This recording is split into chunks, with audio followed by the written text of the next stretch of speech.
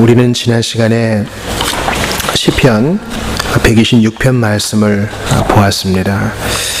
지난 시간에 보았던 우리 시편 126편 말씀 한번 암송을 해보겠습니다. 시편 126편 6절입니다. 울며 시작.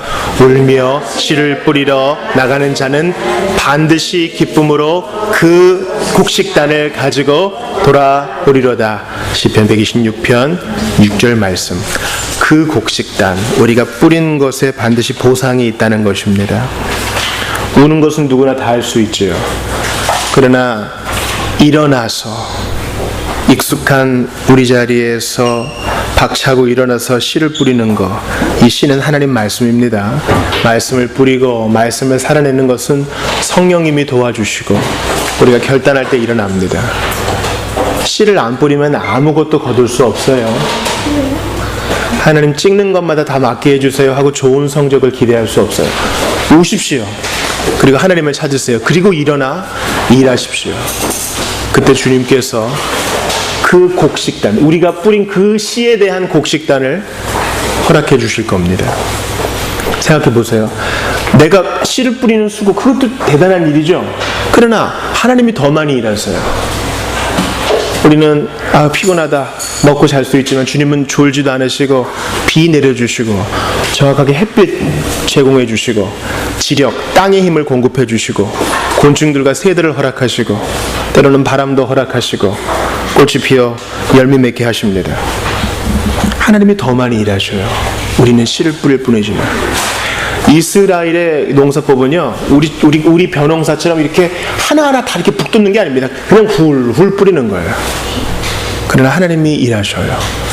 그러므로 비록 울지라도 하나님 말씀을 전하고 그 말씀을 살아내십시오. 반드시 열매가 있어요. 우리 주님께서 30배, 60배, 100배 얼마나 남겼느냐, 문화 얼마나 남겼느냐, 달란트 얼마나 남겼느냐, 우리 주님은 남기는 거에 관심이 있어요. 그래서 하나님 나라는 이 돈과 장사로 많이 비유돼요. 반드시 주님은 손해보지 않으십니다.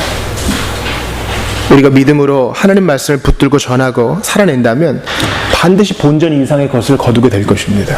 그러므로 울더라도 뿌리십시오. 울더라도 하나님 말씀을 기억하며 소망을 가지셔요. 반드시 기쁨으로 거두게 될 것입니다. 우리 세대와 오고 오는 세대가 그 열매를 맛보게 될 것입니다. 오늘은 맥시엔 성경읽기표에 근거하여 시편 142편 말씀을 중심으로 주께서 하셨나이다라는 말씀 가지고 여러분과 좀 하나님 말씀을 검토해 보려고 합니다. 지금 태국에는 5시간 정도 수영과 잠수를 반복해야 구조할 수 있는 그 소년들이 굴 속에 갇혀 있다고 합니다. 5시간 엄청나죠? 굴 속에 갇혀 있다는 거 얼마나 답답합니까? 이 자유로운 활동과 숨 쉴 수 있는 공기, 먹거리가 충분하지 않고 무엇보다 사랑하는 가족들과 떨어져 있다는 것 자체가 고문일 것입니다. 그런데 오늘 본문에서 우리는 굴에 갇혀있는 한 사람을 봅니다. 바로 다윗입니다. 오늘 본문의 표제를 보셔요. 이 표제는 시편 기자가 영감된 이 말씀을 쓸 때부터 같이 따라 나온 것이라고 봅니다. 다윗이 굴에 있을 때의 지금 마스길은 교훈시라고 합니다. 곧 기도라고 하죠. 다윗이 굴에 있어요. 굴. 우리가 구약 성경을 참고해 보면 대표적인 굴, 아둘람 굴 아니면 엔게디 둘 중에 한 군데일 것이다 라고 보지만 그 굴이 무엇이 되었든지 간에 사막과 광야 가운데 있는 굴 속에 숨어있는 다윗의 처지는 우리와 공감을 일으키기에 충분합니다. 여러분 한번 다윗에 대해 생각해 보세요. 다윗은 원래 뭐 하는 사람이었어요? 이세 아버지 밑에서 뭐 하는 사람?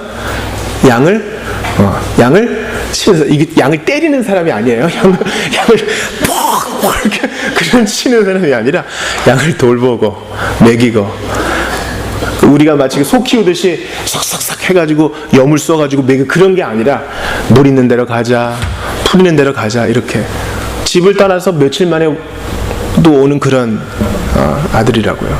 이세는 여러분 가난한 사람이 아니었어요. 그런 거 종을 시킬 수도 있다고요. 의식적으로 부정일 수 있으니까. 이 말은 뭐예요? 사랑받지 못하는 아들이란 뜻이에요. 잘생긴 큰아들이 있으니 굳이 없어도 되는 아들인 거예요. 근데 그 다윗이 사무엘로부터 기름 부음을 받아 이스라엘이 뭐가 됐어요? 왕이 됐어요. 두 번째 왕이 됐어요. 그때가 한 정준이 나이쯤 됐을 거예요. 얼굴색이 붉고. 하루는 아빠가 심부름을 시킵니다. 네 형들이 지금 블레셋이랑 싸우고 있으니 가서 형한테 치즈, 옛날 성경에는 치즈라고 되어 있었죠. 치즈랑 음식 좀 갖다 줘라. 그래서 잘 순종합니다. 근데 무슨 얘기를 들어요? 최영만보다 훨씬 크고 서장훈보다 훨씬 큰 골리앗이 하나님의 이름을, 여호와 하나님의 이름을 모독하고 있는 거예요. 그래서 조그만 다윗이 어떻게 합니까? 네, 나가서 싸우죠. 그래서 물맷돌로 골리앗을 한 방에 이겨버립니다. 그래서 일약 스타가 됩니다. 사울이 시기합니다. 그리고는 훌륭한 군인이 됩니다.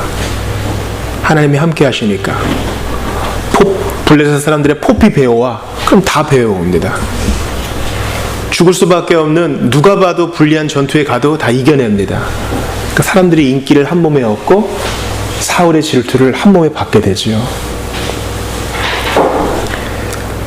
사울은 꼼수를 씁니다. 자기 딸을 주면서 너 왕의 사이가 될 수 있어 하면서 그를 사지에 내몰지만 하나님이 도우시는 다윗은 이겨냅니다. 사울은 악령이 들지요. 다윗이 하프를 연주할 때 그 악령이 떠나갑니다. 이렇게 은혜를 베푼 다윗에게 사울은 창을 던집니다. 이 녀석 죽어봐라. 희한해요. 장인어른이고 한 나라의 주군인데 자기한테 창을 던져요. 그리고 아무리 생각해봐도 이해를 할 수가 없어요. 그런 답답함, 그런 억울함. 어린이 청소년 여러분들 이제 좀 자라면요 이해하실 수 있을 거예요. 몸이 힘든 건 좀 견딜 수 있어. 몸이 힘든 건 견딜 수 있어. 근데 억울한 건 견디기 힘들어요.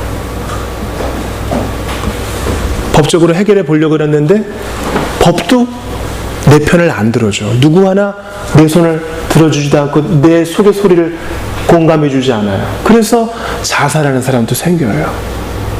몸이 힘든 건 견딜 수 있어요. 그러나 억울한 마음이 해결되지 않을 때는 뼈가 썩습니다. 다윗은 하나님 앞에 아무리 돌아봐도 잘못한 게 없어요. 그러나 사울이 자기를 싫어하고 죽이려 하니 군대 장관의 지위를 내버리고 광야로 굴속으로 들어갑니다. 살려고요.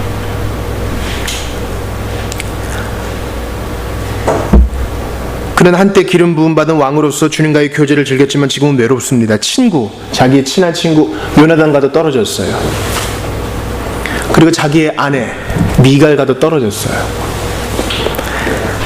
사랑하는 형님들과 아버지 이세, 엄마와 떨어져 있어요. 물론 나중에 아둘람골에서 만나기는 하지만 집으로 돌아갈 수 없어요. 그래서 자기 고향 우물 좀 마시고 싶다 그런 거 아니에요.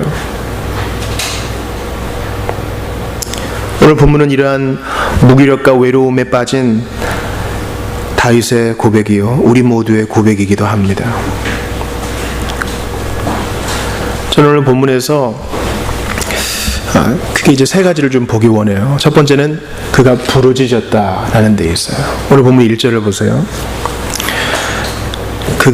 내가 소리 내어, 한번 표시를 해보세요. 소리를 내요. 여호와께 부르짖으며, 이건 cry 한다는 거죠. 또 소리 내어 여호와께 간구하는도다. 소리를 낸대요.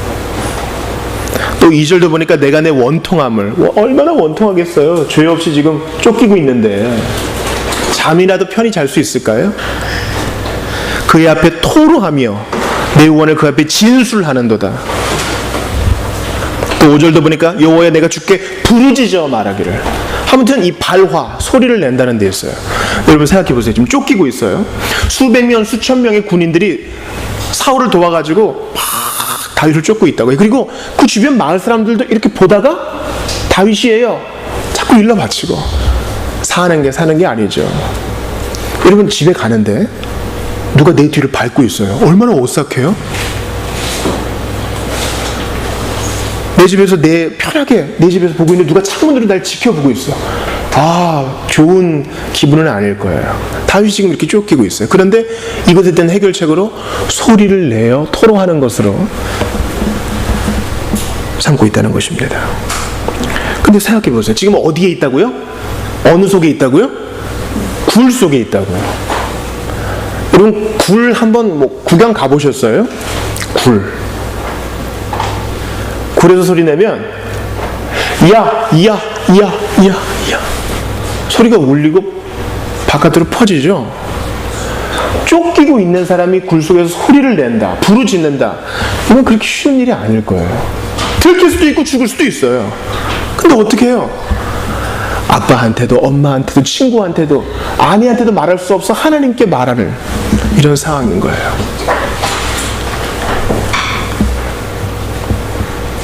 우리는 다윗과 같은 상황 가운데 있을 수 있습니다. 예를 들어 막 출산한 엄마를 생각해 봅시다. 그는 처녀 시절에 정말 주님을 사랑했던 자매였어요. 근데 결혼하고 모든 것이 바닥으로 떨어지는 것만 같습니다. 옛날에는 새벽마다 교회당에 가서 기도했는데 이제 애를 봐야 되니까 기도할 수가 없어요.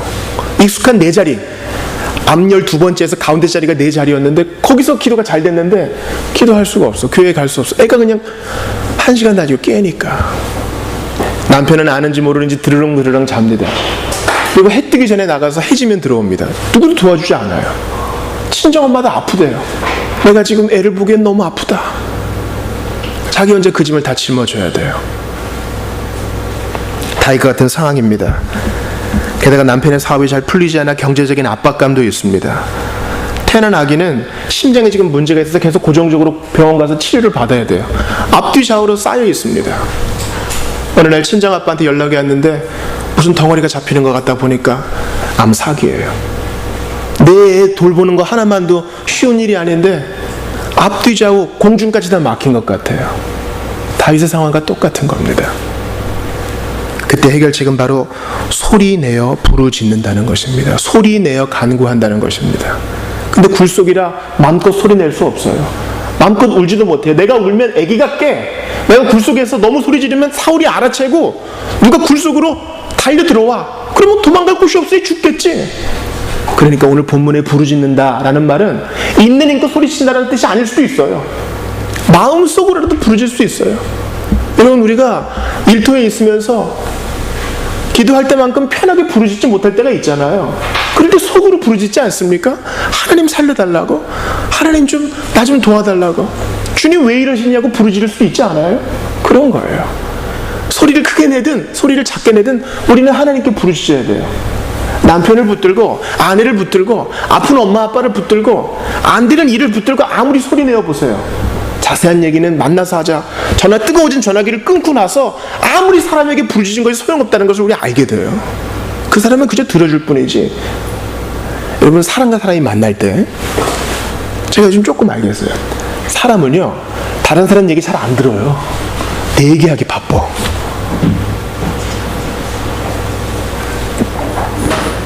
그러므로 제가 친한 친구를 무시하란 말이 아닙니다. 나의 상담가를 무시하란 말이 아닙니다. 그러나 인생의 궁극적인 고독과 어려움은 하나님께만 부르짖어야 해결이 된다는 것입니다. 그래야 오해가 없어요. 이 사람에게 얘기합니다. 너만 알고 있어? 그런가요? 얘기가 와전되고 돌고 돌아서 결국 나한테 오는 것은 내가 의도하지도 않았던 얘기인 것이 얼마나 많아요. 또 억울하죠. 그나마 억울한데. 그러나 하나님께 소리내어 부르짖는 것은 안전합니다. 주님은 누구에게 비밀을 누설하지 않으셔요. 그러니 기도하세요. 아기를 낳고 남편의 도움을 받지 못하고 친정 부모님의 어려운 상황을 접한 그 자매는 화장실로 갑니다. 아기가 자는 것을 확인하고 또 아기가 깨면 금방 확인할 수 있는 화장실로 가서 변기 뚜껑을 내리고 거기서 웅크리고 성경을 펴고 거기서 기도합니다. 크게 소리 내지도 못하지만 그 굴 같은 작은 화장실에서 그 그곳을 지성소 삼아 하나님께 아뢰는 것입니다. 그러니까 장소가 문제가 아니에요. 과거에 우리 여직공들은, 그리스도인 여직공들은 하루에 12시간, 14시간을 일하면서도 그 시끄러운 현장에서도 기도했다고 합니다. 그러므로 주님께 기도하세요. 요즘 우리가 맥체인지 성경 읽기표에 예레미야 읽지 않습니까? 예레미야 2장에 보면은 너희들 내게 묻지도 않는구나 그래요. 묻지도 않는구나. 이게 주님 마음을 후벼 파는 거예요. 내게 묻지 않는구나. 이게 죄라는 거예요. 제가 여러 번 강조했지요. 사울이 왜 왕위에서 쫓겨났어요? 질투해서? 사람을 죽여서? 큰 잘못을 저질러서? 아말렉을 다 죽이지 않았어? 성경 기자는 분명히 말해요. 그가 여호와께 묻지 않았다 그래요. 다윗은 왜 위대한 왕이에요? 윤리적으로 보면 사울보다 더 나쁜 놈이에요. 남의 아내를 뺏어오고요, 그 충신을 죽이고요, 거짓말을 하고요, 남들은 다 사지로 보내고 자기는 편히 쉬고요. 직무유기 배임 아니에요?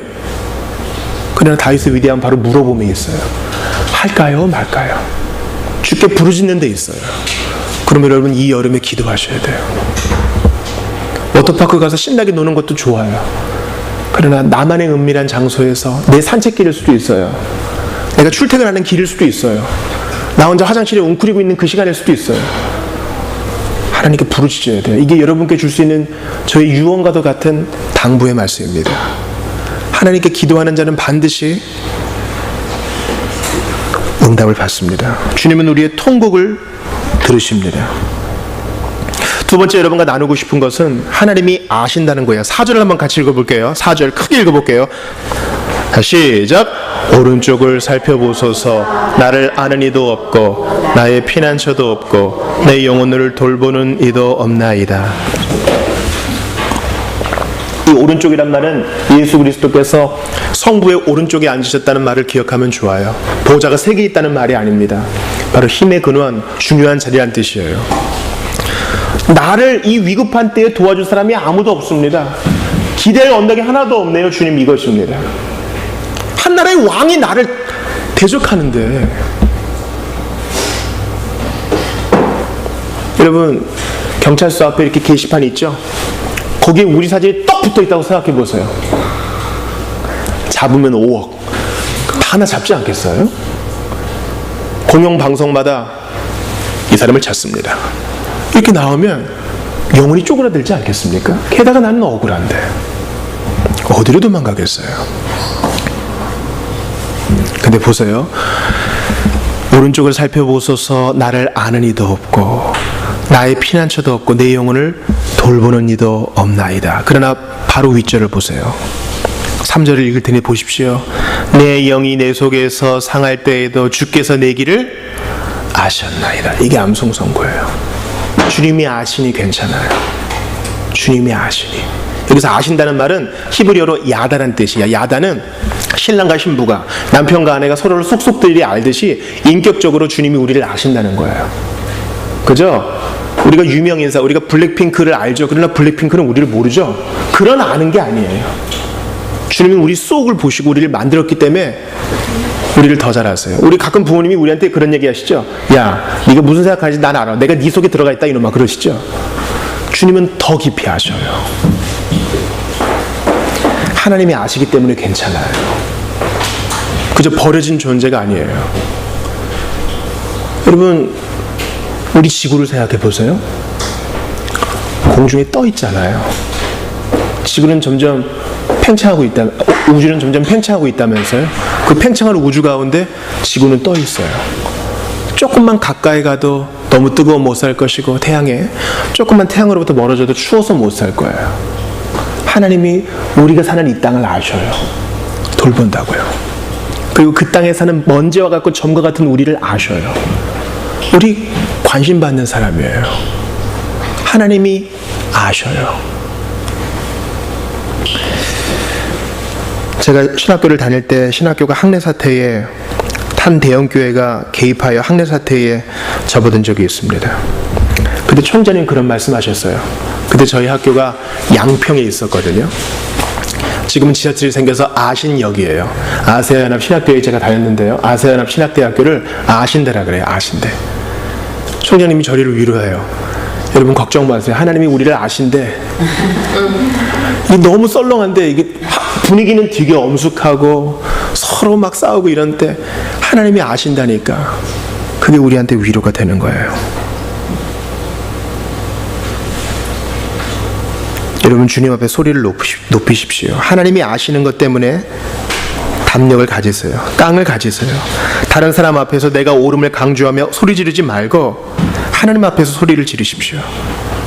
그러면 주님이 우리를 아시기 때문에 가장 적합한 때에 이 문제를 해결해 주실 겁니다. 제가 여러분에게 책을 하나 소개해 드리고 싶어요. 1936년에 태어나셔서 2000년에 돌아가신 리차드 범브란트라는 루마니아의 한 그리스도인이 쓴 책입니다. 하나님의 지하운동과 그리스도를 위한 고난. 이 책을 소개해 드린 다음에 제가 게시해 놓도록 하겠습니다. 이분은 루마니아에서 방탕한 삶을 살다가 예수 만나가지고 그만 공산주의자들에게 예수 믿는 사람은 다 이제 반공분자잖아요. 공산주의를 반대하는 사람. 뭐 이런 거예요. 하나님이 여러분을 도와주실 겁니다. 이렇게 설교하면 이거 나중에 미국이 와서 도와주겠다는 말이잖아. 잡아가는 거예요. 그래서 14년을 감옥에서 살게 됩니다. 허리뼈가 4개 나가고 12번 살이 저며지고 18번 불에 지져져가지고 거의 죽을 뻔합니다. 살아남아서 또 우리 형제자매들이 그를 위해 돈을 지불해줘서 자유세계로 와서 이 실상을 알리는 일을 합니다. 하나님이 아신다는 것 때문에 그가 어떻게 이겨냈는지 한번 여러분께 잠깐 읽어드리고 싶어요. 하나님의 그리스도를 위한 고난에서 이렇게 나와 있습니다. 독방에 갇혀 있을 때 우리는 예전처럼 기도할 수 없었습니다. 왜 독방에 가둬요? 너의 동료들 이름을 불어. 그래야 가두니까.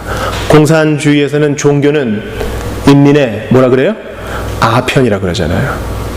그들은 유물론자예요. 폭력주의자이기 때문에 기독교는 체제를 무너뜨리는 것으로 봅니다. 그래서 또 말을 안 들으면 독방에 가둬둡니다. 누울 수도 없고 무릎을 굽힐 수도 없는 그곳에요.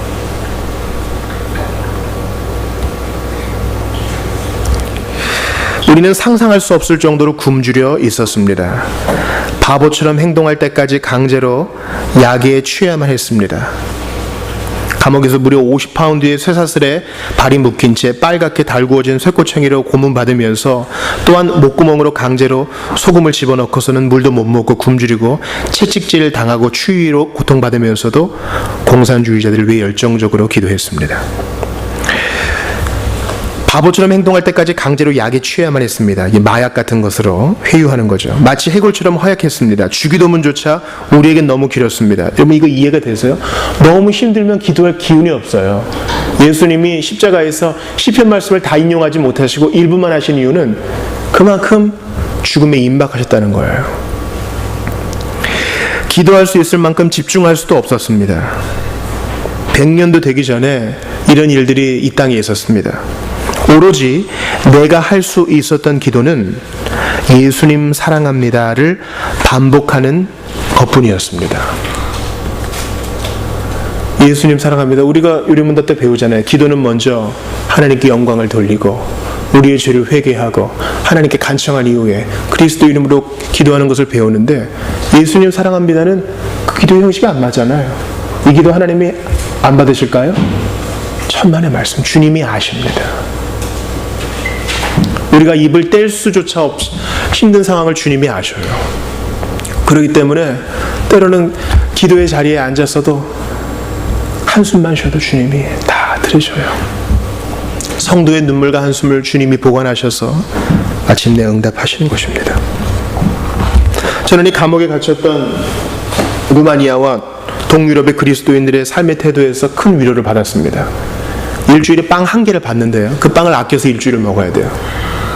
그 빵에서 그들이 11조를 뗐다는 거예요. 큰 양이죠. 그래서 병들어 더 약한 지체들을 위해서 그 11조를 내어드렸다는 겁니다. 때로는 공산당끼리 네 분이 있어서 자기를 고문하던 사람이 똑같은 감방에 들어오면 그를 위로하고 그에게 그 11조로 모은 빵을 내어드렸다는 거죠. 주님이 아시기 때문에 그렇게 할 수 있어요. 굴에 숨어있던 다윗, 한 번은 기회가 찾아옵니다. 사울이 똥 싸러 들어가요. 그렇게 기고만장하던 사울이 바지를 내리고 무기를 내려놓습니다. 죽일 수 있는 절호의 기회죠. 근데 다윗이 유혹은 받았지만 그렇게 했습니까? 안 했습니까? 안 했어요. 그 대신 옷만 좀 뱄죠. 그러나 그것마저도 양심의 가책을 받아 사울 앞에 회개를 합니다. 우리 같으면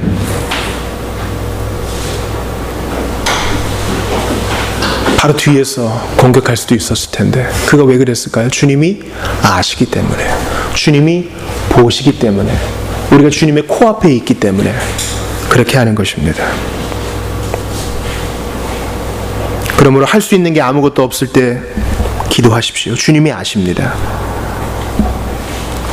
누가 SNS 라이브로 생중계하지 않아도 주님은 다 보십니다. 우리는 아무것도 할 수 없을 때야 비로소 기도하지만 예수님은 모든 것을 할 수 있는 분이심에도 기도하셨습니다. 그러므로 그 뒤를 따라갑시다. 마지막으로 제가 여러분과 살펴보고 싶은 세 번째는 7절 말씀입니다. 내 영혼을 옥에서 이끌어내사. 우리의 사도신경에 생략된 부분이 바로 이것입니다. 주님이 음부에까지 내려가셨다라는 것이죠. 내 영혼을 옥에서 이끌어내사, 감옥을 말합니다. 다윗은 쫓겨다니는 이 상황, 굴소에 갇힌 이 상황을 감옥에 있는 것과 같다 그렇게 얘기해요. 이것은 우리의 체험이 말해주고 있지 않습니까? 아무도 내 편이 없는 것 같고 사랑하는 베프도 내게 등을 돌리고 경제적으로는 쪼들리고 몸은 아픕니다. 게다가 억울해요. 몸은 자유로운 것 같아도 실제로 감옥에 갇힌 것 같지 않아요? 그러나 주님은 다윗의 기도를 들으사 10여 년의 훈련의 기간 후에 그를 이스라엘의 왕으로 높이 세우셨습니다. 그리고 이 다윗은 우리의 구주 예수 그리스도를 가리킵니다. 사도 베드로가 얘기한 대로 그분은 죽음을 경험하셨죠. 그것을 옥에 내려가사라고 표현했습니다. 우리 주님은 죽음이라는 감옥을 경험하셨습니다. 그러나 온전한 순종으로 성부께서는 그를 부활시키셨고 마침내 다윗이 이스라엘의 왕이 된 것처럼 온 우주의 통치자로 예수님이 높아지셨습니다. 우리가 다윗을 이러한 관점에서 보아야 될 줄 압니다. 그러므로 여러분, 인내로 기도하십시오. 소리내어 기도하십시오. 주님이 알아주신다는 사실을 믿고 참아 기도하십시오. 고립의 시간이 있어요. 친구와 이별하고 배우자에게 버림받고 실직의 어려움이 있을지 몰라도 이러한 고통은 다 나를 찾아라 라는 주님의 신호입니다. 한번 너도 당해봐라 라는 주님의 익살어린 고통의 현장이 아니라 우리를 훈련시키고 더 좋은 것 주시기 위한 주님의 장치인 것입니다. 여러분 생각해 봅시다. 바로 지지난 시간이에요. 영광스럽게 세례받으신 예수님은 광야로 가셨어요. 광야로 내몰리셨어요. 이제 멋지게 사역을 하셔야 되는데 광야로 가셔요. 다윗도 보세요. 기름 부음을 받았어요. 멋지게 블레셋을 물리치고 그 다음 왕으로 딱 준비가 돼야 되는데 주님은 광야로 데려가셔요. 굴 속에 데려가셔요. 이건 하나도 예외가 없어요. 예수 처음 만나고 너무 기쁘죠? 신혼의 기쁨이 있어요. 그러나 주님은 우리를 광야로 데려가세요. 굴 속에 데려갔어요. 거기가 우리가 훈련받는 자리거든. 엘리야 시대에 굴 속에서 훈련받은 선지 생도들처럼 말입니다. 그러므로 광야와 사막과 굴은 우리가 있어야 될 곳이에요. 거기서 우리는 기적을 경험하고 훈련을 받습니다. 그리고 이때 다윗이 가장 엑기스와 같은 시를 뿜어낸 거 아니에요? 주의 신을 떠나 내가 어디로 가오리까? 여호와는 나의 목자시니 내가 부족함이 없으리로다. 성도의 죽는 것을 하나님께서 귀히 보시는도다. 그가 편안하고 이런저런 아내들을 두고 전쟁에다 나가지 않을 때는 이런 시가 나오지 않아요. 조개가 고통 속에 진주를 잉태하듯이 우리는 고통 속에 하나님을 찾으며 비로소 아름다운 믿음의 열매를 맺습니다. 그러므로 지금이 기회입니다. 마지막으로 저는 여호와께 소리내어 여호와께 부르짖으신 예수님을 기억합니다. 그 피곤한 몸을 이끌고 아침마다 기도하셨던 예수님, 그리고 십자가에서 그 탈수가 진행되고 피가 흘러내려서 정신이 아득해지는 상황에서도 있는 힘을 다해 나의 하나님, 나의 하나님을 외쳐 부르셨던 그 예수님, 너무너무 힘들어서 빨리 죽고 싶다, 사람이면 그런 생각이 들게 마련이에요. 이렇게 고통스럽게 끌지 말고 빨리 죽여라, 이렇게 얘기하는 사람들이 있지 않습니까? 그러나 예수님은 그 고통의 잔을 서서히 다 마시시면서 소리내어 기도하십니다. 아버지, 저 사람들 용서해 주십시오. 자기들이 무슨 짓 하고 있는지 모릅니다. 그 기도 때문에 우리가 용서받고, 그 기도 까닭에 우리가 새로운 삶의 기회를 얻고, 그 기도 때문에 우리가 영생을 누리게 된 것입니다.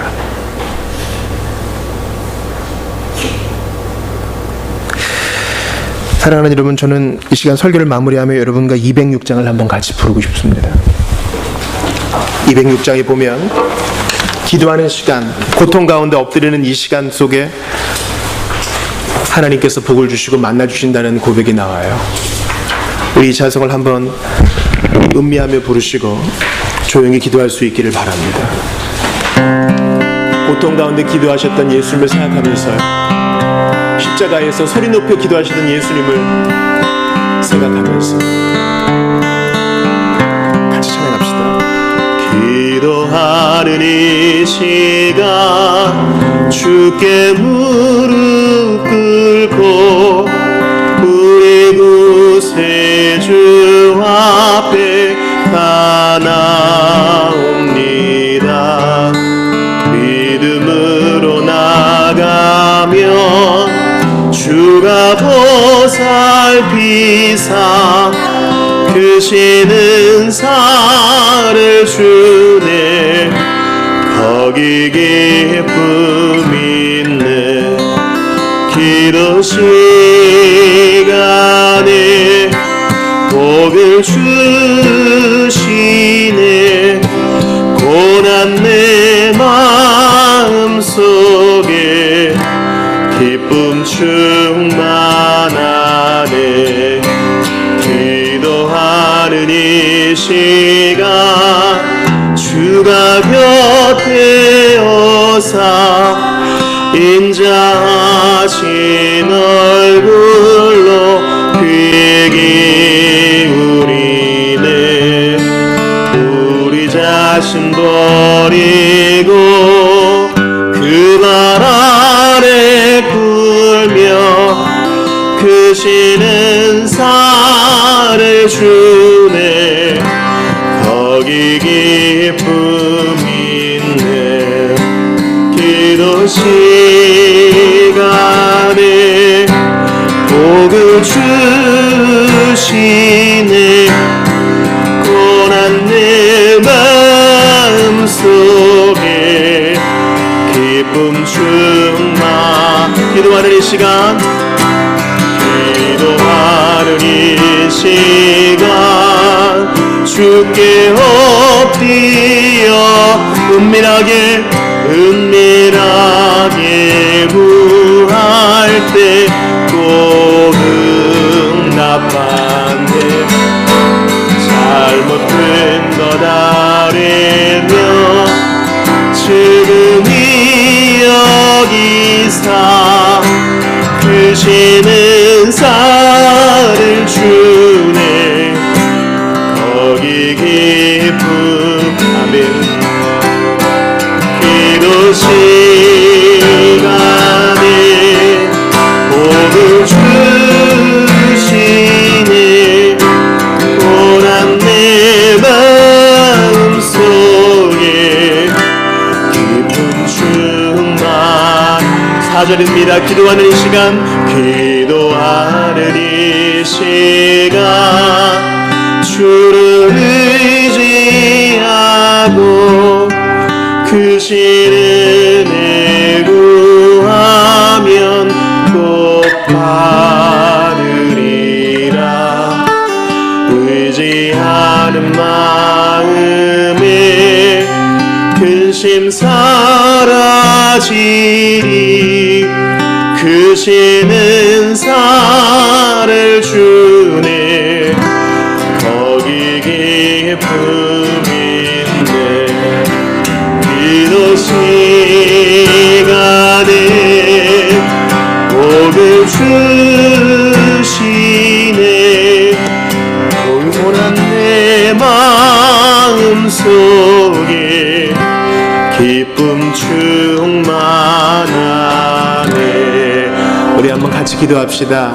크게 소리내도 되고 옆 사람이 의식된다면 마음으로 부르셔도 됩니다. 주님이 우리의 억울함 아셔요. 다윗 얼마나 억울했습니까? 그러나 주님이 들으셔서 높이셨습니다. 예수님만큼 억울하신 분이 있었을까요? 그분은 죄가 없는 분이셨는데 죄인 취급당했고 죄덩어리 취급을 받았잖아요. 사람들은 다 그를 미워했잖아요. 그러나 굴속 같은 시간, 감옥 같은 시간에서 기도할 때 하나님은 생각지도 못했던 기적을 베푸십니다.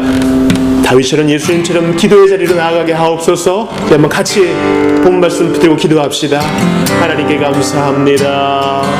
아버지, 이것저것 주워 들어도 머리가 커져도 기도로 승화하지 않으면 아무것도 아님을 기도합니다. 아버지, 기도하지 않으니 굴속으로 밀어넣으셔서 하나님만 찾게 하시는 줄 압니다. 우리 하나님, 하늘이 기도하며 주님의 때를 기다리고 아버지 나의 죄를 회개하며 훈련의 시간을 받아들입니다. 믿음의 영장 다윗이 기도했으니 우리도 기도하겠습니다. 예수님이 본을 보이셨으니 우리도 그렇게 하겠습니다. 하늘이 기도합니다. 우리 모든 주의 백성들 평생을 살아도 한 걸음처럼 황소처럼 기도하고 어떠한 상황 속에서도 기도하는 그 기회를 경험하게 하여 주시옵소서. 주여, 주께서 하셨나이다. 주님이 하시니 괜찮습니다. 이보다 더 나빠져도 괜찮습니다. 주님 계시니 만족합니다. 아버지 도와주시옵소서. 기도하며 주님이 그토록 기다리셨던 줄 압니다. 이것저것을 하는 것은 쉬워도 기도하는 것이 중요한 줄 알고 기도합니다. 주님, 하나님 아버지, 기도하지 않으니 주님께서 우리를 굴속에 밀어넣으실 때도 있음을 고백을 합니다. 모든 관계가 끊어져서 하늘을 우러러 주님밖에 의지할 자가 없음을 인정하면서 이 시간 마음을 쏟습니다. 주여, 이것저것 주워들어서 아는 것 있다 해도 기도로 녹여내지 않으면 아무것도 아님을 깨닫고 이번 한 주 부르짖어 기도하고 모든 것 아시는 주님 앞에 우리의 심령을 토해내는 저희들이 다 되게 도와주소서. 억울한 다윗이 기도할 때 주님이 들으셨고 무엇보다 이 다윗이 가리키는 예수님 얼마나 억울하셨습니까? 그런데도 기도로 우리에게 본을 보이셨고 십자가에서도 죽음의 잔을 마시면서도 기도하셨으니 부르짖으셨으니 소리를 높이셨으니 저희도 그리할 수 있도록 도와주시옵소서. 이 고통은 우리를 욕보이기 위함이 아니요 우리를 잘하게 하시려고 우리에게 좋은 선물을 주시려고 우리를 높이시려고 주시는 때인 줄 알고 더욱더 기도하고 우리를 하시는 주님 앞에 우리의 마음을 쏟아내서 더욱더 하나님을 깊이 경험하는 저희들이 되게 하여 주옵소서. 간절히 기도하니 주님, 이 여름에 아무리 뜨겁고 짜증이 난다 해도 기도로 모든 것을 돌파해 나가는 믿음의 용장들 다 되게 하여 주시옵소서. 신이 기도의 본을 보이사 오늘도 우리를 위해 기도하시는 예수님 이름으로 기도하옵나이다. 아멘.